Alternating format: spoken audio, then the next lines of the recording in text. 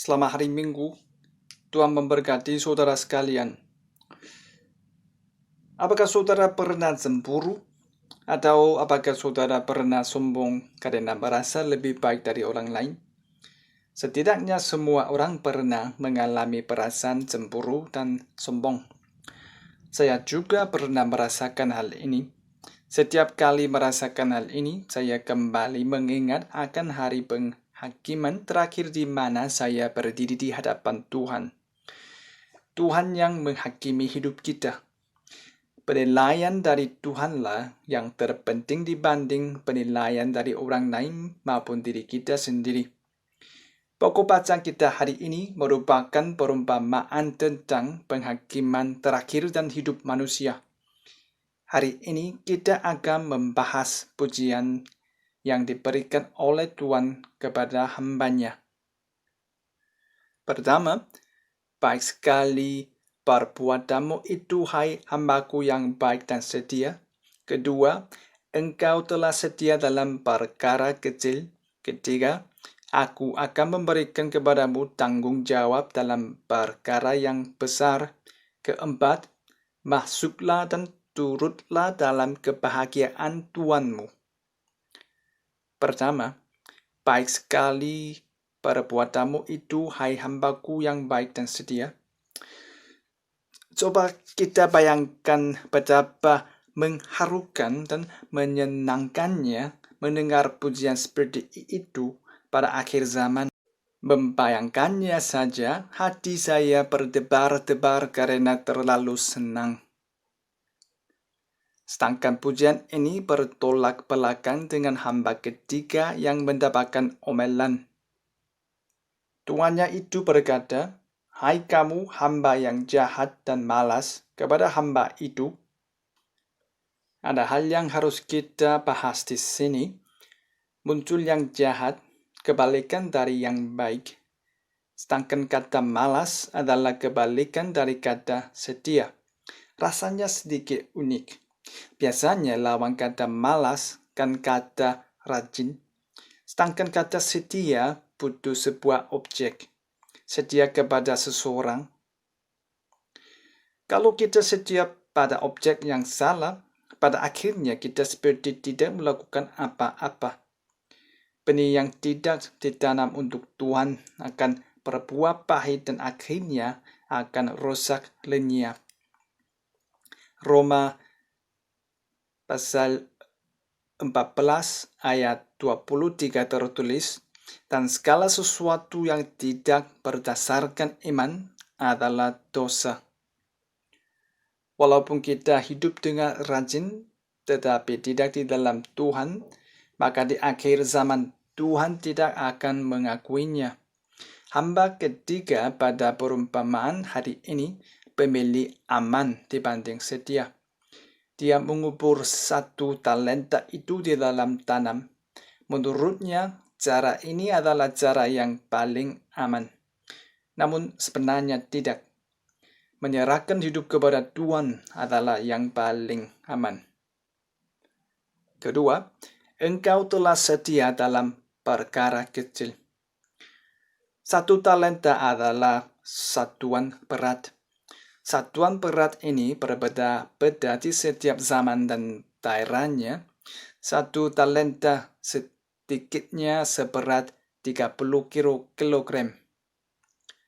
Menurut harga pasar saat ini, harga emas 3,75 gitu, sekitar 300 ribu won. Jadi harga untuk 1 kilogram adalah 80 juta won. Sedangkan 30 kilogram adalah 2,4 miliar won. Jadi harga untuk 1 talenta adalah 2,4 miliar won. Hamba yang paling sedikit mendapatkannya saja mendapat sebanyak itu. Bukanlah jumlah yang kecil. Talenta di sini merupakan simbol dari kesehatan, keuangan, lingkungan, kesempatan, waktu, dan yang lainnya. Talenta adalah simbol dari apa yang Tuhan telah berikan kepada kita. Tuhan menginginkan kita untuk setia pada perkara kecil yang mampu kita lakukan. Michelangelo berkata, hal-hal kecil bersatu untuk melahirkan kesempurnaan. Setiap tetesan air berkumpul membentuk sebuah aliran, dan aliran tersebut berkumpul membentuk sungai.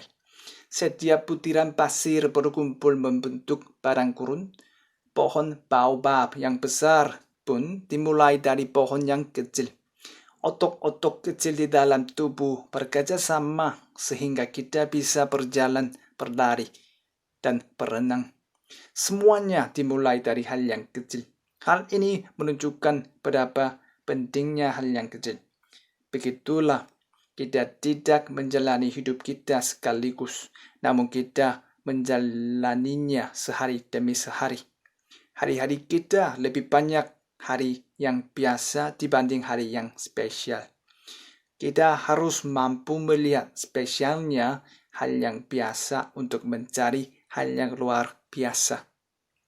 Semua hal dalam kehidupan kita sehari-hari adalah mukjizat yang Tuhan berikan setiap harinya. Hal yang kecil itu indah, di setiap hal yang kecil terdapat benih kemenangan. Ketiga, aku akan memberikan kepadamu tanggung jawab dalam perkara yang besar. Setelah hari penghakiman terakhir, Tuhan akan menyerahkan banyak tugas kepada orang-orang yang berada di dalam Yesus. Setelah meninggalkan dunia ini, kita tidak hanya hidup tenang, sukacita, dan main saja, melainkan akan mengerjakan tugas masing-masing. Di Wahyu pasal 23 ayat 5 tertulis seperti ini, dan malam tidak akan ada lagi di sana, dan mereka tidak memerlukan cahaya lampu dan cahaya matahari, sebab Tuhan Allah akan menerangi mereka, dan mereka akan memerintah sebagai raja sampai selama-lamanya. Dikatakan bahwa anak-anak Allah akan menjadi raja selama-lamanya. Firman ini menunjukkan bahwa ada hal-hal yang harus kita atur dan kerjakan.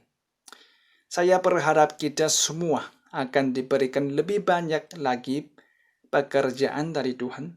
Dengan begitu, kita harus sedia pada hal kecil yang dititipkan Tuhan kepada kita sekarang. 1 Korintus pasal 10 ayat 31. Aku menjawab, jika engkau makan atau jika engkau minum, atau jika engkau melakukan sesuatu yang lain, lakukanlah semuanya itu untuk kemuliaan Allah. Keempat, masuklah dan turutlah dalam kebahagiaan Tuhanmu. Kebahagiaan kita terhubung menjadi satu. Kita akan benar-benar sukacita kalau bersukacita bersama. Ketika seekor burung kecil meninggalkan cabang, cabang itu akan bergetar menunjukkan jejaknya. Apalagi kita yang lebih besar dari burung, kita akan meninggalkan jejak yang lebih besar. Berbagi adalah cara Tuhan untuk menciptakan sesuatu. Tidak ada orang yang terlalu miskin sehingga tidak bisa mengasihi. Tidak ada orang yang terlalu kaya sehingga tidak membutuhkan kasih. Berbagi tidak selalu berhubungan dengan materi.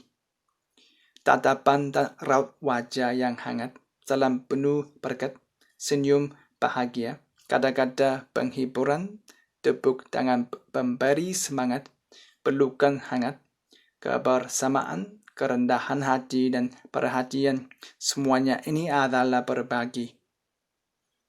Api lilin pertama yang memberikan api kepada lilin-lilin lain tidak akan melemah.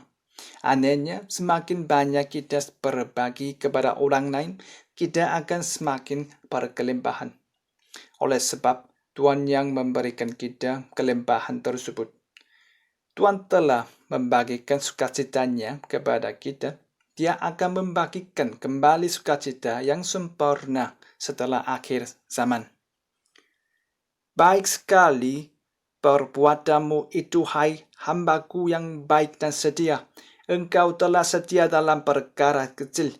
Aku akan memberikan kepadamu tanggung jawab dalam perkara yang besar. Masuklah dan turutlah dalam kebahagiaan Tuhanmu. Semoga kita semua mendengar pujian seperti ini di akhir zaman dari Tuhan. Amin. Mari berdoa. Allah Bapa di surga, Engkau telah memberikan banyak hal kepada kami. Buatlah kami menjadi sumber berkat dimanapun kami berada. Mampukanlah kami melakukan segala hal untuk-Mu, dan tuntunlah kami untuk bisa melayani sesama seperti yang telah Engkau lakukan. Kami semua ingin mendapatkan pujian di hari penghakiman terakhir. Kami percaya dan mengucap syukur di dalam nama Tuhan Yesus Kristus. Kami berdoa. Amin.